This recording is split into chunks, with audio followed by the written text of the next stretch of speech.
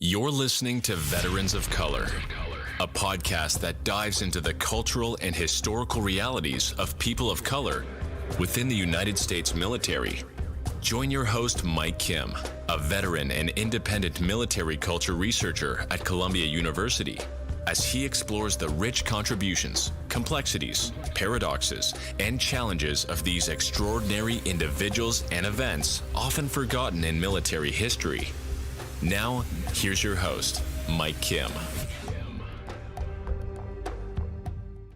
Just a privilege to have on Matt Seto, someone I admire, someone I had on Warfighter Radio Network many years ago in regards to warrior lifestyles and wellness and life worlds.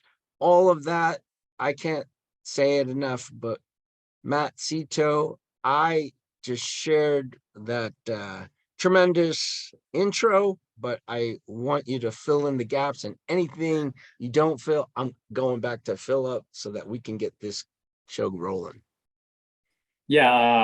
Yeah, Mike, it's been a while, and I appreciate you welcoming me back, to this podcast. You're doing great work with veteran community, bringing in different perspectives, real life perspectives, alternative way versus, what, mainstream media or much of, what we entail as what the veteran perspective is. So I think it's really great that you're doing this. Since then, the last podcast, I was working at a university, UMass Boston, in Massachusetts, as a Veterans Resource Coordinator. Transitioned out of it back into a human resources field for a computer software company now, and that's what I'm doing right now. But still kind of heavily involved with the veteran community here in Boston. Currently the post commander for the Boston Chinatown Post, the American Legion in Boston, and working on a couple of projects, one being a memorial to recognize Chinese American veterans. I'm so impressed with your work, and I've had my issues, to be quite honest, with larger VSOs. When I say VSOs, veteran service organizations, like the traditional ones like American Legion, VFW, some of the newer ones, maybe like IAVA, and some others. The thing is that Warrior Project, I had this misconception for a while, and that's to judge big VSOs as with wide paintbrush and kind of like opinions and stuff like that, or views. But then I did recognize, and you had to remind me of some of that, but at the same time I knew you were totally involved in this effort, and that is to expand the knowledge of veterans,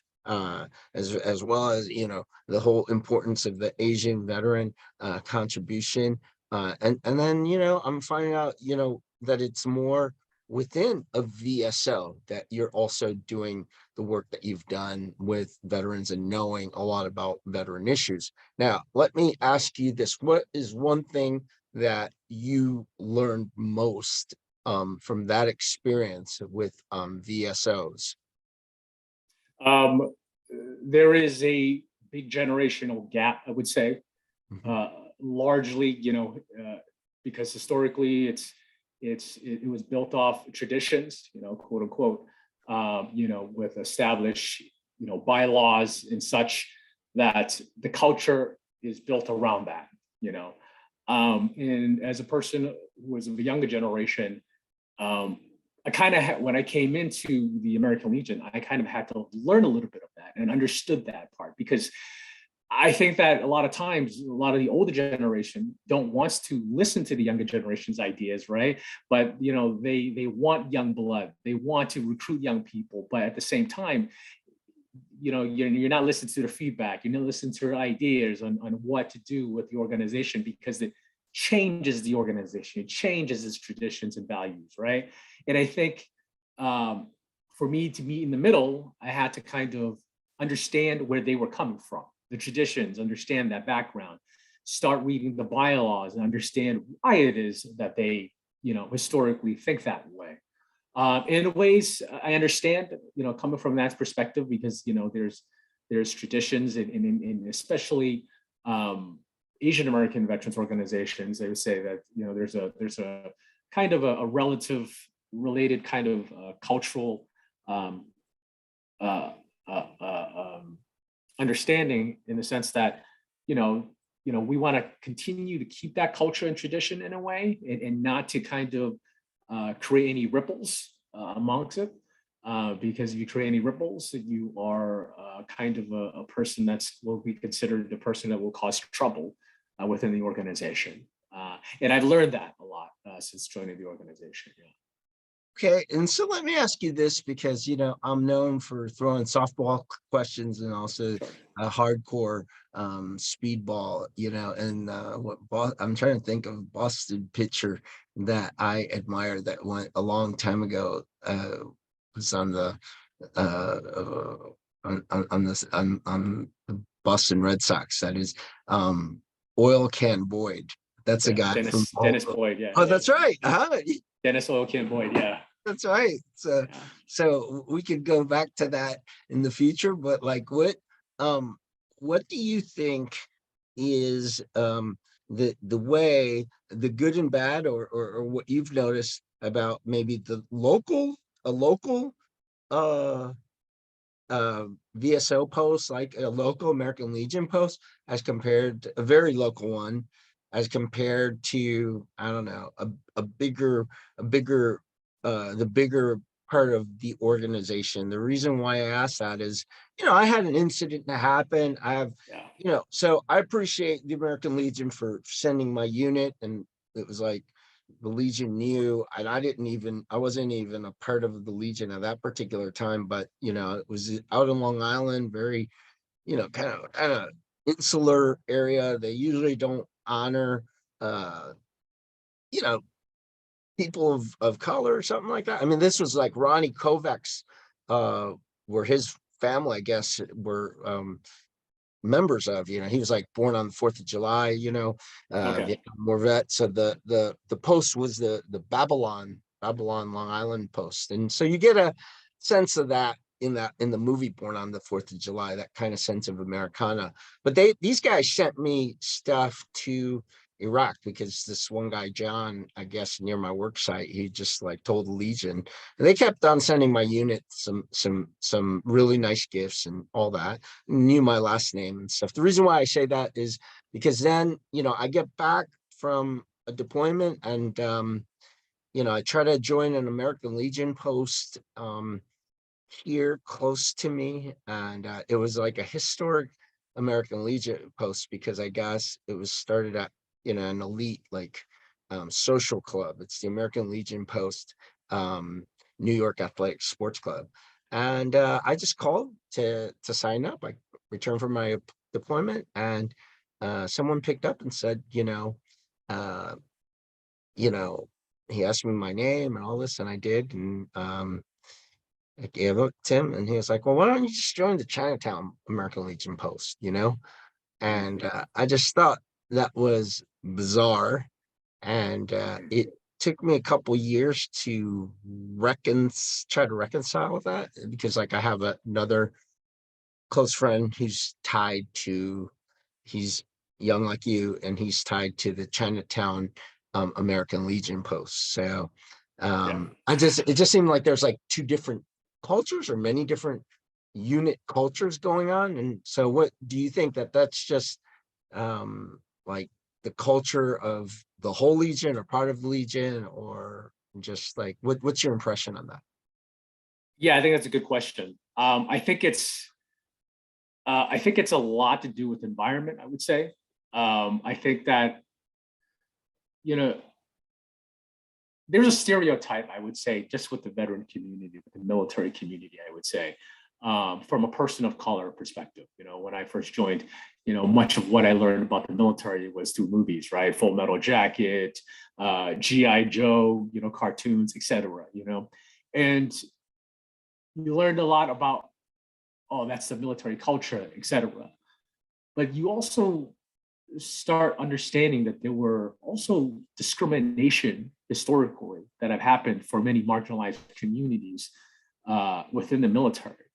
And so even after the military, those type of discriminations and incidents of prejudice still exist, I believe, in some way, form, or another, whether through bias or whatnot. And I do kind of sometimes see that and view that, even among the American Legion and other veterans organizations.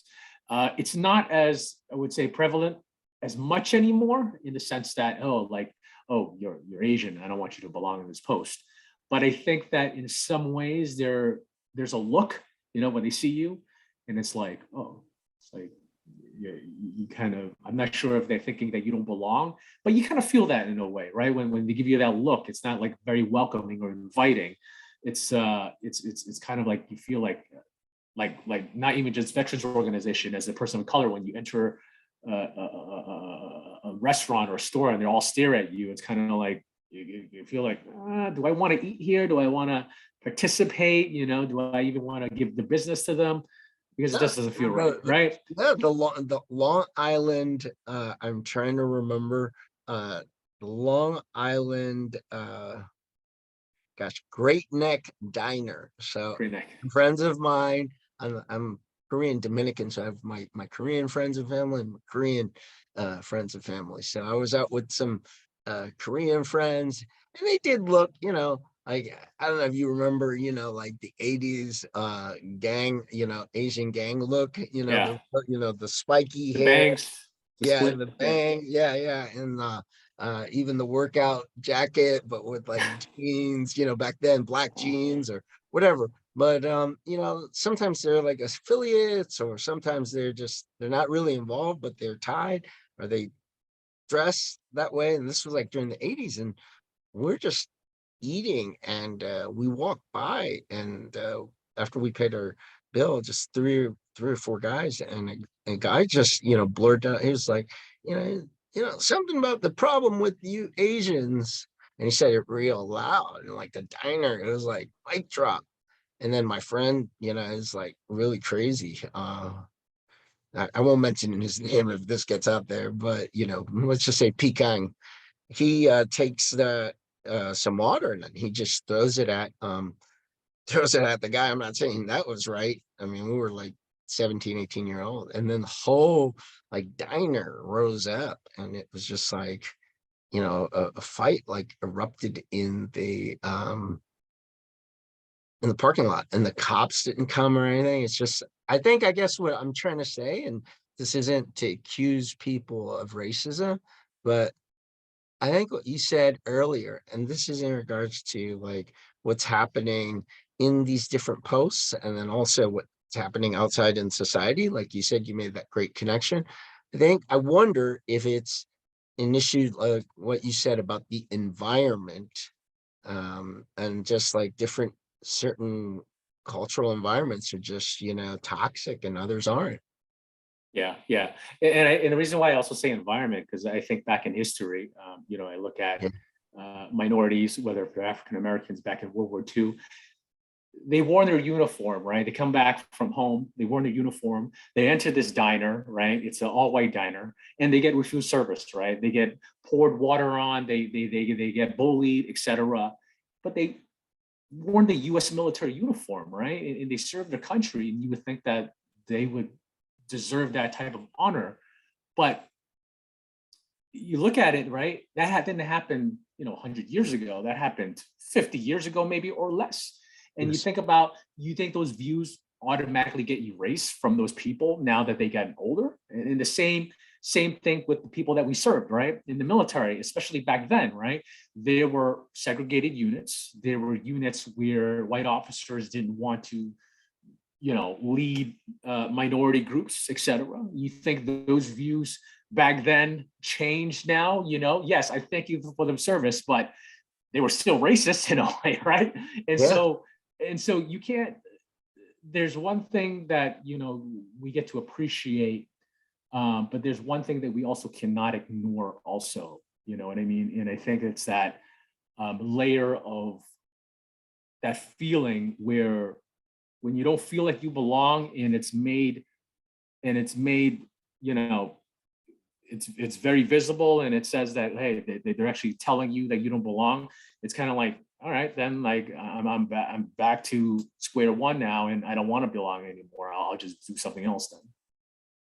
Yeah, I'm glad you said that, because I also think this is like great to segue, and we'll come back to some of these other issues that you're talking about, but to segue into even like personal encounters as far as what you witnessed or have you experienced. Like with me, I had some guilt because when I was in the military several times, and ironically enough, like I didn't, I did witness it here and there, but like I did like bring it up, and things were kind of changed in the Marines, like if we're dealing with that kind of stuff.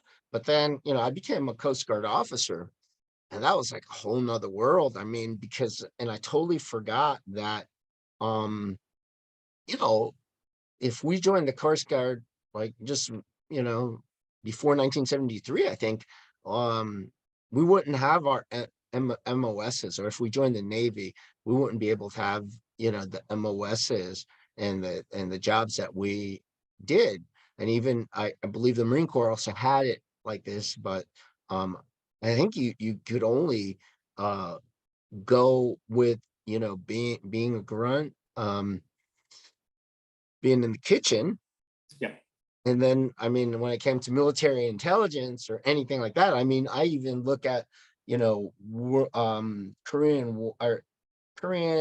Japanese, Chinese American veterans. And I don't, going back then during Vietnam era, Korean War, and even the limited exposure I had with World War II veterans, the thing is that it was just like how I described it, either the kitchen, or your steward, Yeah. or your if you're dealing with like the Marines or something, you're dealing with the grunts, or the Army and the Air Force, and you're not really moving up in regards to rank, nor moving lateral moves in regards to the different jobs that you do.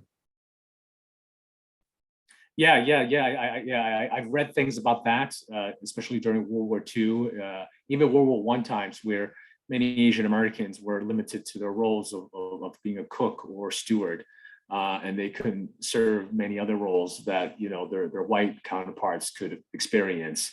And so, like, even when they came out, I think for many of them, they didn't get the same benefits either as their white counterparts as well. And so I think that crosses over. That itself, I would say, is discrimination. Because when you don't get to choose the job that you wanted to do, that limits to your possibilities of growth, of rank, of exposure, of experience to other things. And but it's a sad truth. And at the same time, it was a sacrifice in that generation for us to have what we have today, especially Asian Americans. Yeah, I wanted to ask you, maybe we'll come back to that after a few other questions, because I definitely, as an officer, also experienced that, being part of like a recruitment program, for that, but then really not having the full opportunity to really be myself at that position. But what leads me further to talking about your knowledge is, when you were in veteran service, provider work at University of Massachusetts at Amherst, or was it Amherst or the Boston campus? Because Boston campus, yes. Boston, yeah. Uh-huh. Their Boston campus really has like a great some substance abuse Yeah. program, certification program. It's really good. I know several people. Yeah. So what did you learn, like the needs of like transitioning veterans? What would you identify as like, a major issue? Wow. I would say the student veteran community was very diverse. A lot of them just wanted to finish school. A Mhm. lot of them, I think, did not have the financial stability, I would say. Hence, that's why we had a lot of veterans that came from out of state because the post 9/11 GI Bill provided a monthly stipend for veterans. And it was because of the cost of living in Boston area, that stipend was pretty high. And for many student veterans, they knew that, right? They knew that that stipend was high and that stipend was tax free. And so they took advantage of that, right? They get to go to classes for free and get a monthly stipend. And so they used that. And for many of them, they graduated, got their bachelor's and graduated. But for many folks, they just needed to get the money, right? They just needed to get that money. So they took a couple of classes just to do the bare minimum, just to get that money. But some don't graduate, right? They don't finish school or they really take their time prolonging it so they can get as much monthly stipend as they can.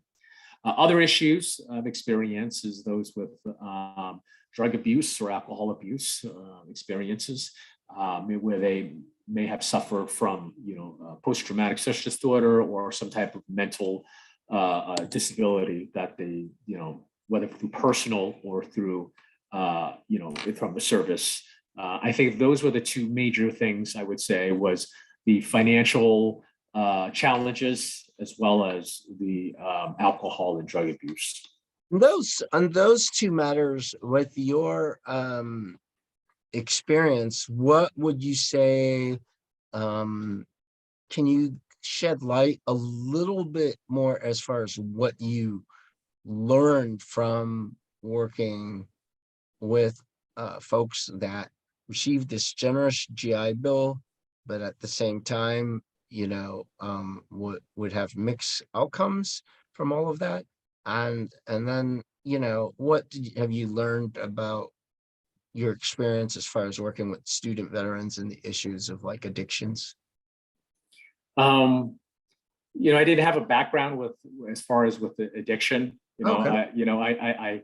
I kind of, I worked with other, one or two other veteran staff, and we worked with the local disability and health services on campus. We've had cases in particular where the veteran want to commit suicide, and we didn't really, we didn't have that education. And so we relied mostly on those experts, That's a great point, because that means if there are any veteran student organizations, take it from Matt, because and I helped start a couple of these groups, so everything that Matt has just said is dead on. But I like what Matt said, what in something that he learned was that this is important for all, not just veteran student coordinators or outreach personnel, but regular folks working or exposed to veterans, and know that these things are very real. That's what Matt has stressed. And in that work,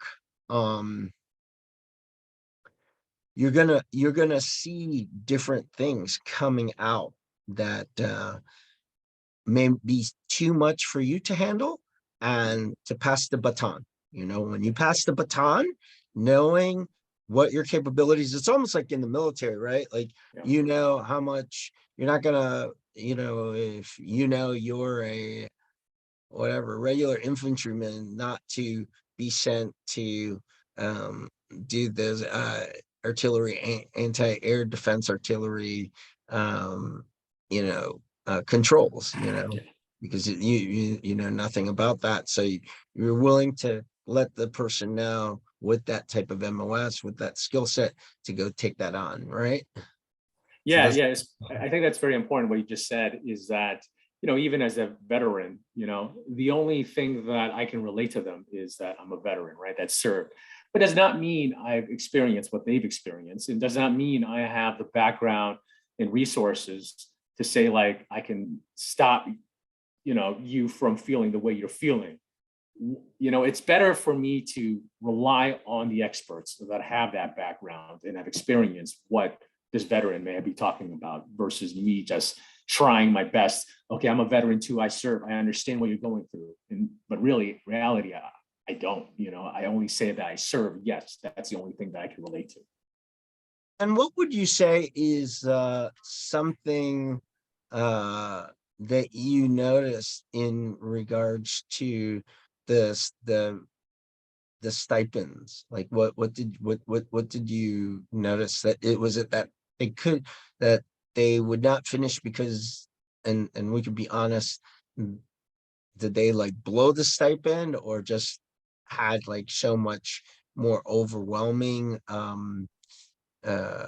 lifestyle issues interfering, or was it also because sometimes, and I know a lot of guys did and gals did receive the full 100%, but it seems as though the VA has created, problematic system with the GI Bill, because it's more in it looks like more of an incentive to kind of like get someone to stay longer in the military retention, by dividing things up between, I believe, 30% of the VA, 50% of the VA benefit 9 GI Bill, or 80, 90, and I believe 100. And it's just like, I don't believe for example, the GI Bill of before really had that. I think all you had to do was pay in the like Montgomery GI Bill, you just pay into it. And even if you were discharged, you still received the full benefit. Yeah, it's such a vast difference. I remember when I came out, it was still on the Montgomery GI Bill, and I paid into it. And I remember utilizing it for online school. I still had to get a student loan because it just wasn't enough with the Montgomery GI Bill. It was until I learned about voc rehab, which, because I have a service-connected disability, that allowed me to get vocational rehabilitation, which is part of the VA system. That seems to be a more, do you think, because with that incredible service, they don't really focus. That's not like a almost like retention type of thing. And I think legally they were bound by it. Whether you served 1 year in the military or 20 years in the military, you received the same stipend, living stipend, and no questions asked, and on pretty much like tuition and things like that. Yeah, the voc rehab program covered a lot more in the sense of books, whatever supplies that you needed, versus the post 9/11 did not have that. You only had a stipend, you could use it for whatever, but it didn't cover as much as the voc rehab did. That included a stipend as well as covering your books and such. So That's right. Yeah, that's right. it was much a program more, because I remember when I first signed up to the program was that they had a counselor conduct a test with you. You had to do kind of like a Briggs-Myers kind of test, personality test, to see kind of what career path that you wanted to go into.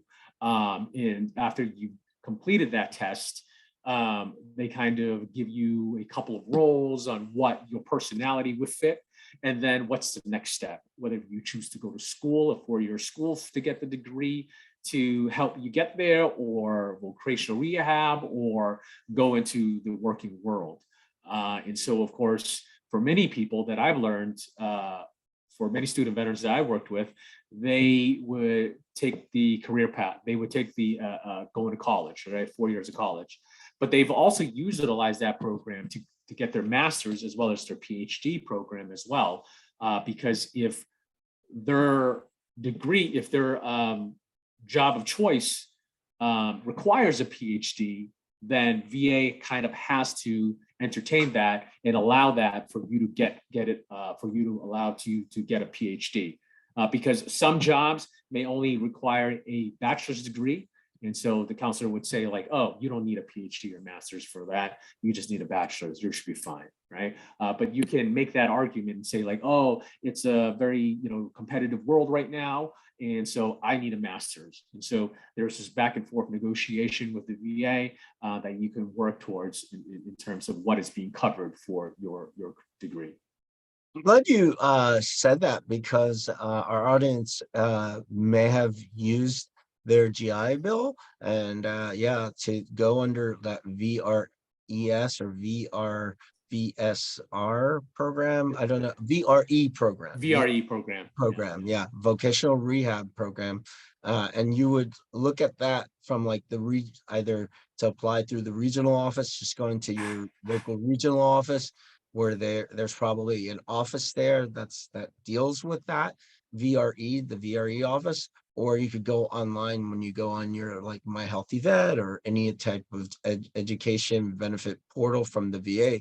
But Matt just offered you an experience that he had with another program besides the traditional VA program that will help you with school or vocational training, whatever you kind of need to kind of like help you with your readjustment based on, I believe it's 20%, any type of any disability from 20% classified, from 20% on up. Yeah, that's correct. I believe it's 20% and up. But yeah. Yeah, and it's not, it goes from the issues of this is what I try to explain to people, being Audie Murphy and whatever, going through all that and having all of those different injuries and challenges, readjustment challenges. It's like from that to like you are on active duty because it's under this program is under the law, as well as to certain extent the GI Bill, that it's just basically supposed to cover like these things that while you're in the military, they're responsible for you. So if you could be like a SEAL or like a company clerk, and you could be doing calisthenics, in the weight room and stuff. You get injured and doc sees you and writes something, down the line, 5 years from now, when they make their decision, they're going to look at that incident, as far as a factor contributed to, a physical injury that you had. So the reasoning is that, our Constitution recognizes due process of the law. And then what happened, during World War II, these kind of like different type of Social Security like systems were transferred into the military for their ways of trying to get folks to rehabilitate, and recover. Well, hey, that's a great asset that you spoke about, and I don't think it's spoken about in a lot of different like podcasts. So thanks for that. Yeah. I think that that's a whole segment, I think, itself. That's a whole segment. Yeah. Even in terms of, things that are related to service-connected disability and the whole VA process and getting to that point. And then, if you do, as you mentioned, if you do get a total combined disability percentage of 20% or more, then you'll be qualified and eligible for the VRE program. Yeah, and so I always like to talk about the positive things that veterans have in their life, because there's always just a lot of negative or controversial stuff always going on in veteran community in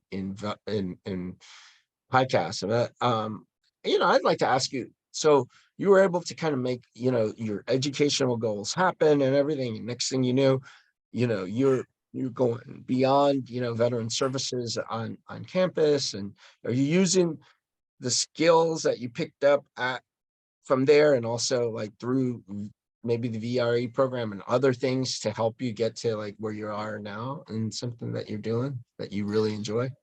Certainly, I think I benefit from it. I think that, it allowed me to, not have to worry about student loans and having to pay for college, because I think that, it goes back to, kind of like graduating high school all over again and not knowing what to do, what I wanted to do.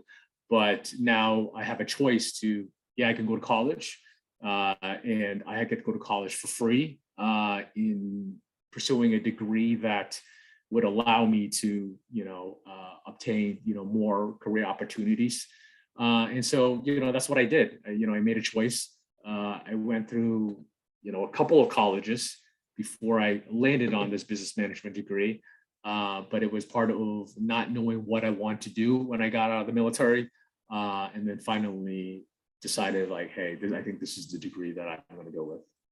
You went, that's well said. So notice with people that, the transformative learning factor in this conversation, that, you could be at your position, your ideal position, or a position that adequately serves you, without really kind of having an understanding of all that, but doing the preparation work that Matt has done, and recognizing that in transition, because in many ways, like the Marine Corps doesn't really offer you all that much, right before discharge, right? It's just like maybe a little bit of like, what is that? Did they have like TAP for you, or? Exactly. TAMPS or transitional assistance program or something like that. Mhm. You go through like a week course, I think, before you get out, and you go through, you get a booklet. I think I still have the booklet, and it kind of like provides you a bunch of VA resources, programs, etc. What's available to you as a veteran.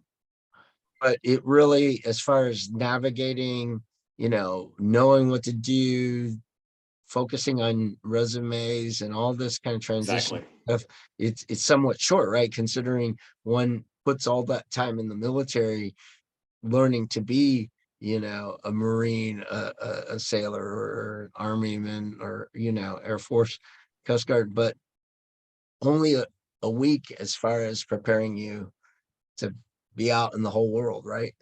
Right, and all of it is through paper form as well. If you know, and I don't know how many people is going to go through the paper form and copy a resume, okay, onto computer or whatnot. Because the early 2000s when I got out was computers wasn't as advanced as it is now. Social media, did not have like these influencers that talks about career, coaching, etc. That you can get now just Googling it, right?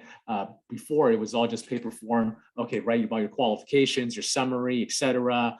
And that was it. And that's what you thought was the plan for you be able to get your dream job. Yeah.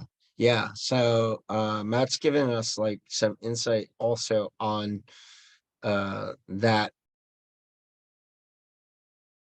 sense of readjustment. A lot of people don't and aren't exposed to, that the pre ETS or pre-ending, of something in the military, and your next step forward. Right. Yeah. Right. Yeah. Yeah. So can you say some things as far as, the other thing that I have been in contact with you is like really learning a lot about, and this show isn't, like I said, it doesn't get into politics. It just gets into reality, different narratives, and, like, hey, that's, as veterans, I think that's like the more important thing as far as sharing that versus, talking about all, like the different events and the different dramatic situations that we experience in the military. And that just helps me want to ask you, as far as the meaningful part. Earlier, we spoke about the challenges and strengths of like a VSO, like the American Legion post. I know the American Legion post here in New York in Chinatown is a great post. At that particular time, they were they had limited only. I mean, they've been opening it up, and I get like why, because of like what you said, traditions regarding language. But at that time, you had to come from mainland China to join their post, Yeah. but I think I don't think they knew. I think that's the tradition that they started with, and I don't think Right. anyone explained to them that they couldn't do that, so that's a very different experience than the post experience up near Central Park West, where they were just like, well, why don't you just join the Chinatown post? They gave no reason as to, Yeah. why that was the case. But yeah, they changed that. But the Chinatown Post in New York, it's a very old post, I think the wealthiest in out of all posts in the country.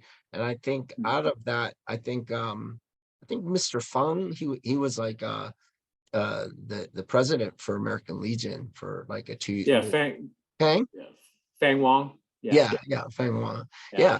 And so with your post, can you tell me some of the things that you've been working on, some of those traditions? Because I know people don't know that, there have been Asian American, Chinese Americans in particular, whose service goes back to even prior to the Civil War, but I mean, there's Civil War, all the way up.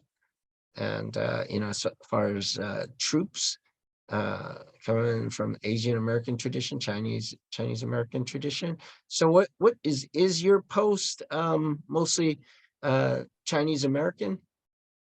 Yeah, it is mostly Chinese American, but I wanted to go back to your point about the Kim Lau post in New York. Yeah, that's right. How it is how you mentioned that it did not know that it can recruit non-Chinese veterans, and it's funny how that is, because historically these Chinese American posts in Chinatown were created because many of the Chinese could not join the other posts, right, in their neighborhood, in their community where they live, because they weren't the right skin color, right?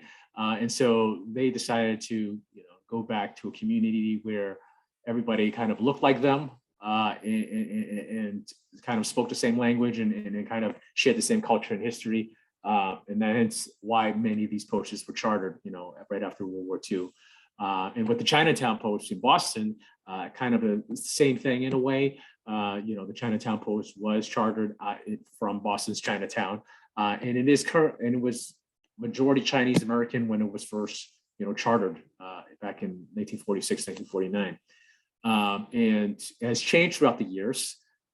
We've had Black members, we've had white members, so we've had other Asian ethnicities, Vietnamese, Cambodian, that I know of, and so it has changed, I think, for the better. But at the same time, it is also a necessity, because many veterans organizations are dying because there's not enough membership, right?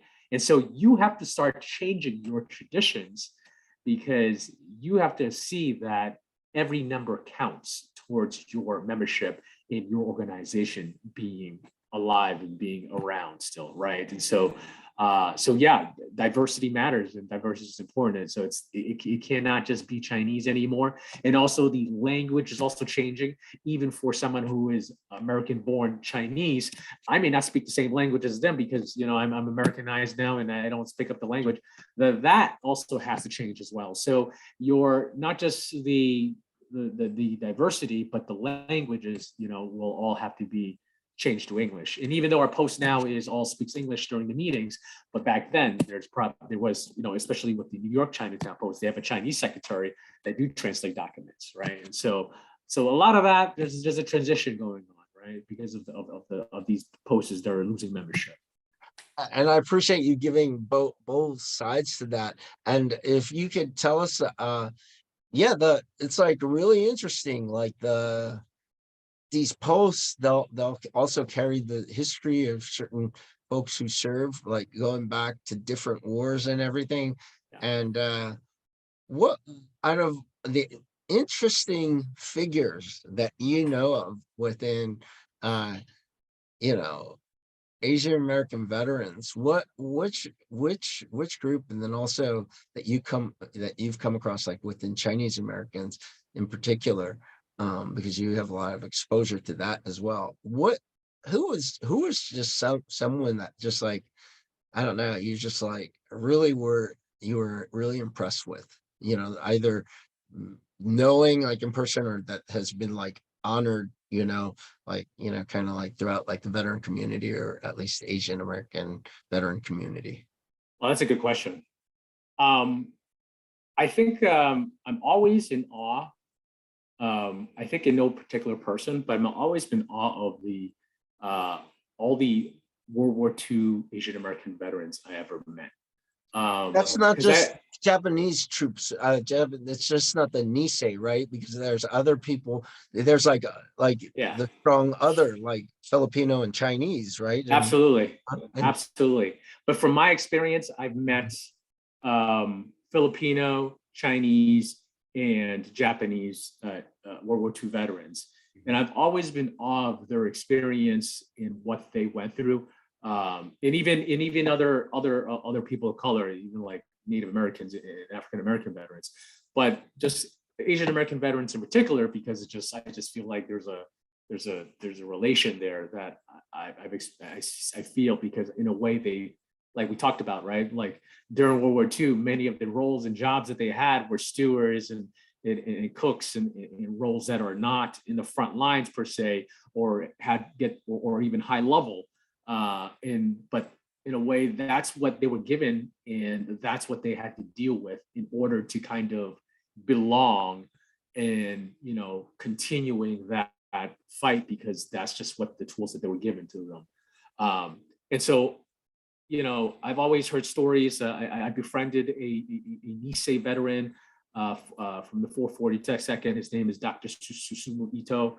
And his photography is very famous in the Japanese American National Museum, because he's the only, I believe, 442nd veteran that had a camera that he brought to the field, and he took many photos from the I think the French mountains that he helped save, the Vosges or something like that.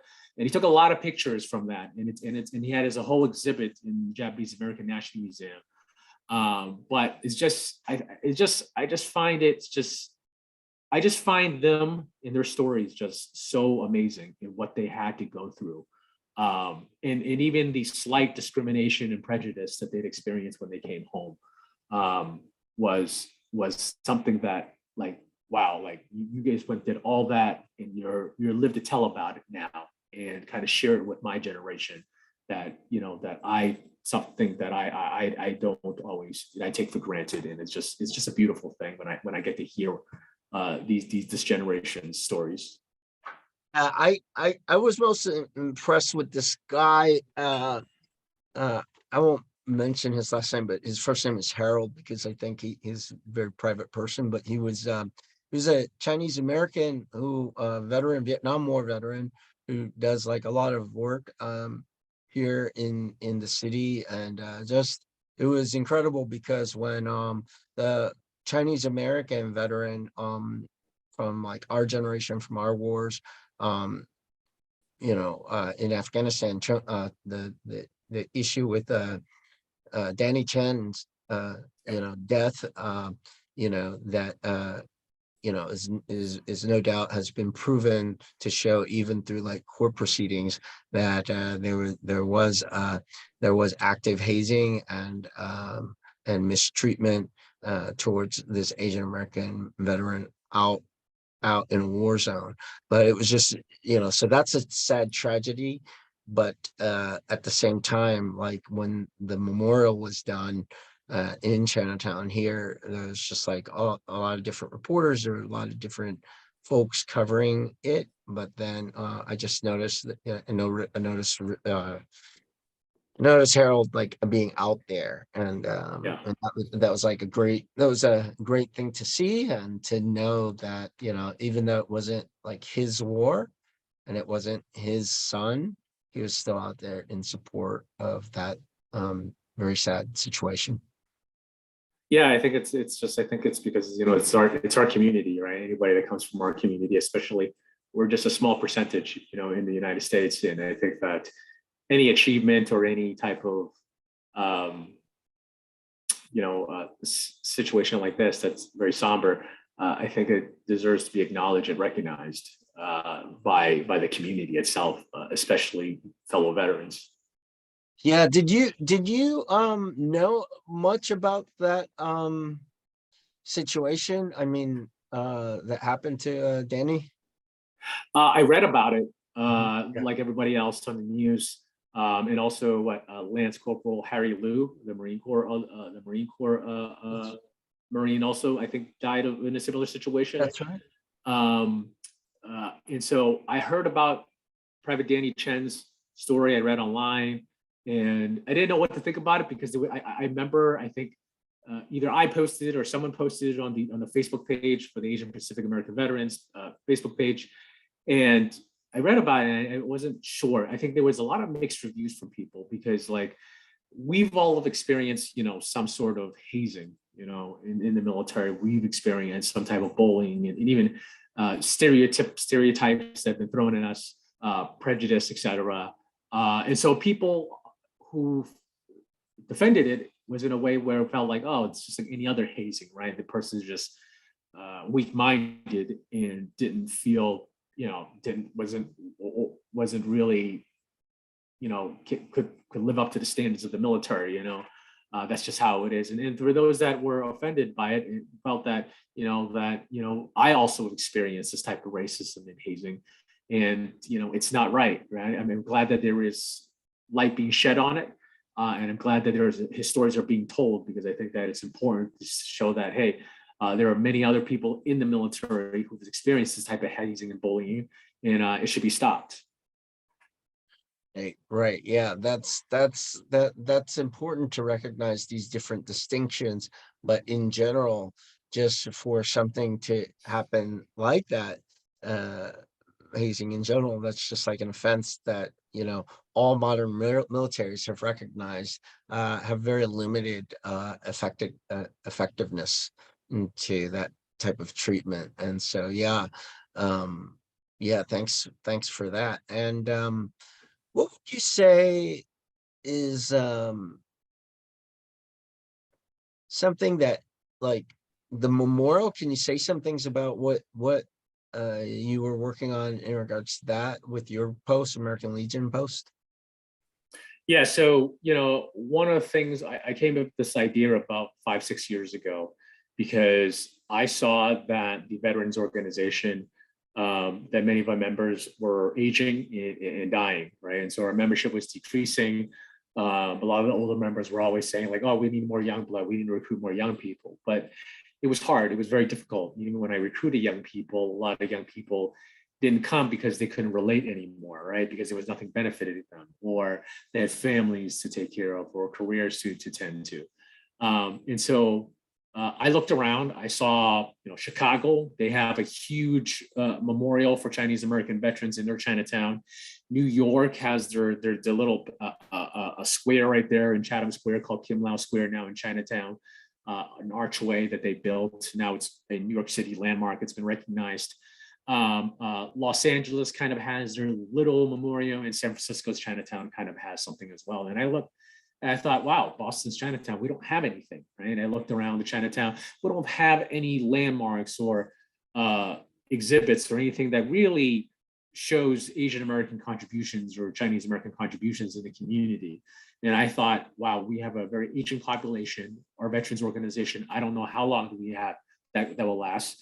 And I don't know if I can do it alone or run it by myself, et cetera. And I thought, it would be great to have something to leave as a legacy, built by the post, and also recognizing Chinese American veterans' contributions in their stories.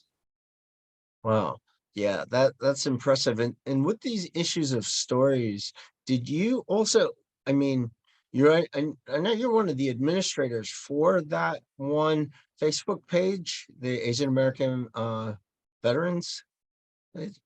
That's correct. Asian Pacific American veterans. Yeah. Mm-hmm. So that's where folks can get, like, I know there's been stuff where, I just have just checked it out and it was just like so informative. So thanks for that. Yeah, I appreciate it. I think I created it back in 2008 or 2009, Yeah. back when Facebook wasn't, it was just slowly starting up, and I was looking around. I was like, there's nothing really about Asian American veterans and things like that. And I was like, maybe I create something that really tells the stories and recognizes their contributions, highlights people in the military. Because like I said, we're a small group, right? And I think that a lot of people don't hear about our stories, right? You don't hear about the 442nd much. You don't hear about, Korean American veterans, Chinese American veterans, et cetera. And it's like, that's a shame, you know what I mean? That's a lot of history there that is hidden within, you know, articles, within newspaper articles within that community, but not in the mainstream community. And so I want to kind of bring forth that and create that as a resource or a platform for, you know, AAPI veterans to go into, but also non-AAPI to kind of see like, wow, there's a lot of things out there that I did not know about. The wild thing about that was before I had you on the last podcast show, I thought that the API was actually like started by like some big think tank or institution because the information that you got was like so micro, so detailed that you placed on the site that it's just like not even like regular searches. I mean, there's just stuff there that's just invaluable. Like if I had access to it, I just didn't know about it before I started the podcast. I probably would have switched like my dissertation uh uh topic, and I would have like incorporated, you know, the different resources that you provide on there because it's very detailed. How do you think like some of these things like come up for you that you're really able to get like just some real obscure, valuable, and just things that, again, not reported. We're not lying. We're not trying to create this as a political divide or anything Yeah. like that. But, you know, like I said, I use this to learn more about history in regards to Asian uh, Pacific Islander vets and Pacific Island vet. And it's just like, what's going on here? You know, it's like, yeah, you provide a great service to understand more. Yeah, I think that when I created it, I actually was just starting at school at UMass Boston. And so I started literally like understanding, like I was taking Asian American studies and I was like, and it was telling me, I was hearing about other people's experiences and there weren't many veterans. There were AAPI at this school. It has a large student veteran population, but there weren't many AAPI veterans. And I was like, oh, how can I really explore that identity, that particular, and really find other Asian American veterans. And so I started just like going through search engines and just Googling and just looking up stories, looking up videos in YouTube. And I was like finding things, right? Because when you really search for these things, it does exist, right? It does exist. And when you say it's detailed, all I'm doing is just kind of like reading through the whole article, highlighting the main points and kind of just putting in the caption as a way of, capturing people's, interests and hopefully they'll click on that article and read through it and maybe do some more research themselves. That's the hope for it, right? Is that platform is created for that purpose, is to kind of grow in interest. Is that I don't expect you to kind of many Asian American veterans kind of like, there's a story about 442nd. No, yes, I want you to learn about that history. I want you to learn about that group, but there are things that you may relate to them, right? Their stories and what happened to them during that time that maybe you can find and connect to and like think like, oh, that happened to me as well. And I'm like, oh, and that was just,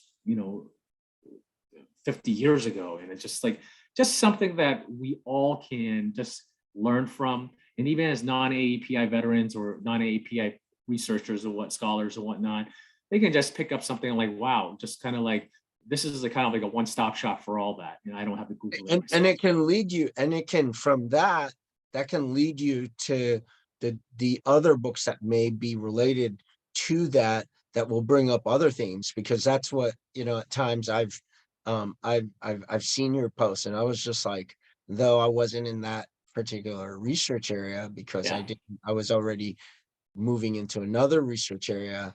I was just like, wow, but this is like so important that if there's a researcher or oral historian who really wants to like pick up like certain just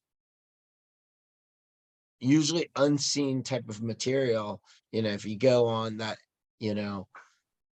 Facebook page, you'll pick up a lot of stuff that will lead you towards kind of like what you're looking for if it's not right there directly.